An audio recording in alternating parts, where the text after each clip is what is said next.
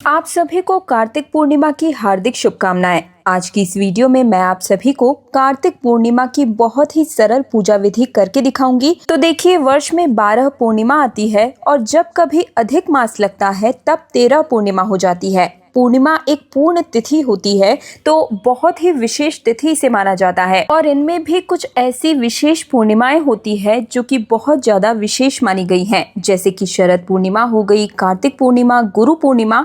इनमें भी कार्तिक पूर्णिमा सबसे ज्यादा खास मानी जाती है क्योंकि इस दिन कार्तिक मास का अंत होता है और अंत भला तो सब भला। कार्तिक के महीने में स्नान और दान का विशेष महत्व होता है। इस दिन लोग भर भर कर दान पुण्य करते हैं। तो अगर संभव हो सके तो कार्तिक पूर्णिमा के दिन आप सब भी गंगा स्नान अवश्य कीजिएगा और अगर गंगा स्नान ना भी कर पाए तो अपने घर में ही नहाने के जल में थोड़े से गंगा जल की बूंदे मिलाकर गंगा के भाव से स्नान कर लीजिएगा। मान्यता है कि इस दिन सभी देवी देवता पृथ्वी लोक पर आकर देव दिवाली मनाते हैं, यानी कि कार्तिक पूर्णिमा को देव दिवाली के रूप में मनाया जाता है। तो देखिए, कार्तिक पूर्णिमा का जो पूरा महीना होता है वो स्नान दान और दीप दान, उपवास और तुलसी पूजन, श्री हरि पूजन को ही पूर्ण रूप से समर्पित होता है।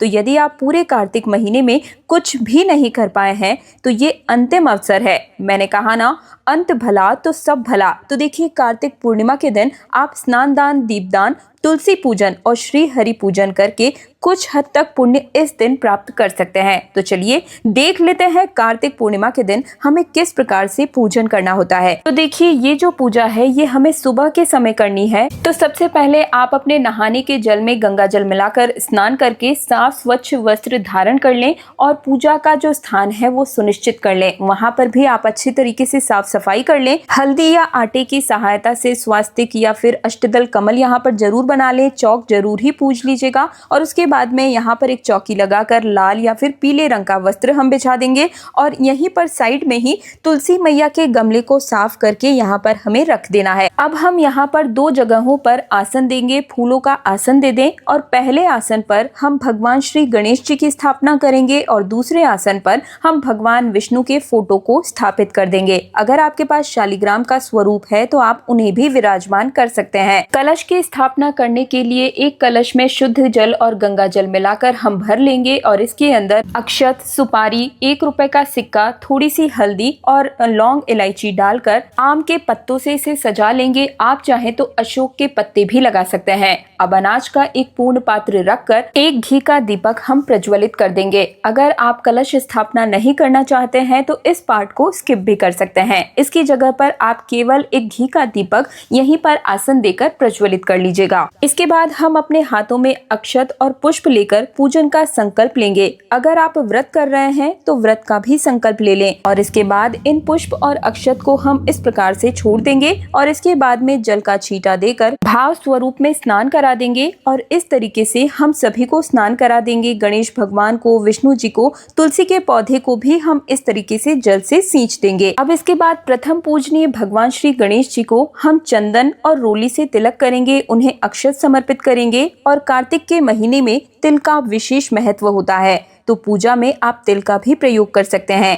चाहें तो अक्षत यानी कि चावल का प्रयोग भी कर सकते हैं क्योंकि पूर्णिमा का दिन है। यहाँ पर देखिए, वस्त्र के रूप में हमने कलावा समर्पित कर दिया है और यहाँ पर जनेऊ भी हम चढ़ा देंगे। जनेऊ ना हो तो केवल कलावा भी समर्पित कर सकते हैं। लाल रंग का फूल हम चढ़ाएंगे गणेश भगवान को और अलग से भोग लगाएंगे क्योंकि गणेश भगवान को भोग में तुलसी दल नहीं दिया जाता है। इसके बाद हम गणेश भगवान को ऐसे धूप दिखा देंगे और अब हम भगवान विष्णु का पूजन करेंगे तो उन्हें भी भाव स्वरूप में वस्त्र समर्पित कर देंगे। आप कलावा समर्पित कर दें और यहाँ पर जनेऊ हम समर्पित कर देंगे। इसके बाद में फूल माला हो तो आप जरूर चढ़ा दें, ना मिल पाए तो किसी भी रंग का फूल आप समर्पित कर दें। अभी तो गेंदे के फूल भर भर के मिल रहे हैं तो आप जरूर ही समर्पित कीजिएगा। तो देखिए, यहाँ पर हम तिलक कर देंगे, अक्षत समर्पित कर देंगे, धूप दीप दिखा देंगे और इसके बाद में हम तुलसी जी का पूजन करेंगे। तो देखिए, कार्तिक के महीने में देव उठनी एकादशी आती है।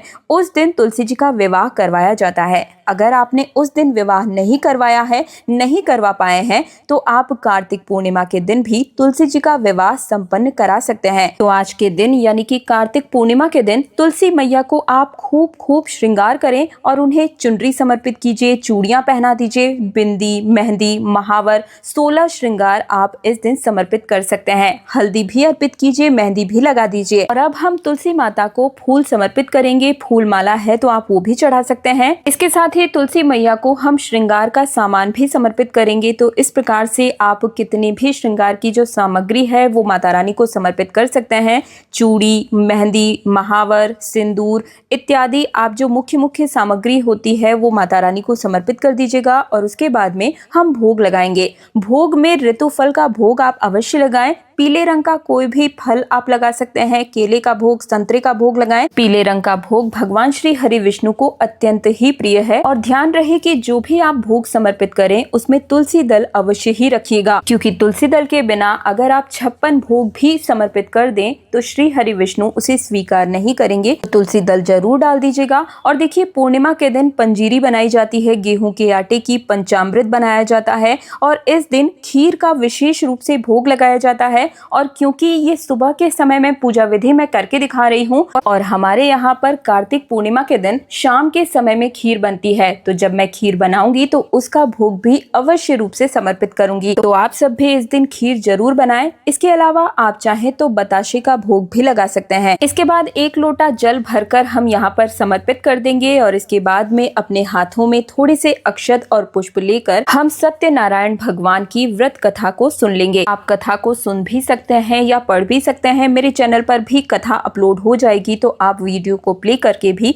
पूजा के दौरान कथा सुन सकते हैं। तो इस तरीके से कहानी सुनने के बाद में जो अक्षत हमने अपने हाथों में लिए थे उन्हें हम इस प्रकार से चौकी पर छोड़ देंगे। और अब हम आरती करेंगे। तो जो हमने दीप कलश स्थापित किया है वो दीपक हमें नहीं लेना है, अलग से एक दीपक प्रज्वलित करके हम इस प्रकार से आरती करेंगे। तो बड़े ही प्रेम पूर्वक सबसे पहले भगवान श्री गणेश जी की और इसके बाद विष्णु भगवान की हम आरती कर लेंगे और उसके बाद में तुलसी मैया की भी आरती करेंगे। तो इस प्रकार से आरती करने के बाद में यहाँ पर हम कुछ दक्षिणा समर्पित कर देंगे, जो कि पूजा में रही कमियों को पूर्ण करने के लिए होती है। और देखिए, जब भी हम खुद से पूजन करते हैं, ना कि ब्राह्मण आदि से कराते हैं, तो उसमें कुछ न कुछ कमियां तो रह ही जाती है। तो इन्हीं कमियों को दूर करने के लिए हमें कुछ न कुछ दक्षिणा जरूर समर्पित करनी चाहिए। इसके बाद हम प्रार्थना करेंगे और पूजा में रही कमियों के लिए क्षमा याचना करेंगे और अपनी मनोकामनाओं की पूर्ति के लिए हम इस प्रकार से प्रार्थना कर लेंगे। तो इस प्रकार से हम पूर्णिमा के दिन सुबह के समय में पूजन कर लेंगे। यदि आप अपनी पूजा को थोड़ा और भी विस्तृत रूप देना चाहते हैं तो इस दिन छोटा सा हवन कर लें,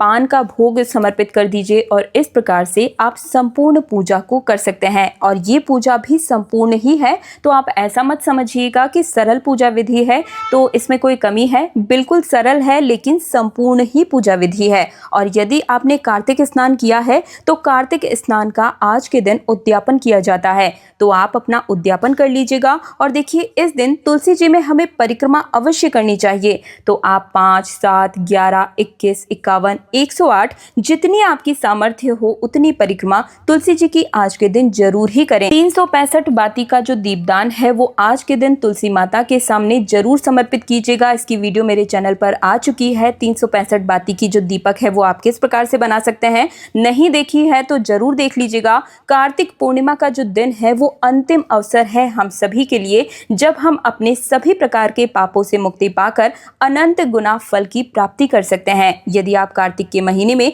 तुलसी पूजन नहीं कर पाए हैं, विष्णु जी का पूजन भी नहीं कर पाए हैं, दीपदान आदि नहीं कर पाए हैं, तो अंतिम अवसर के रूप में आज का दिन अभी भी आपके हाथ में है। इसे बिल्कुल भी अपने हाथों से जाने मत दीजिएगा।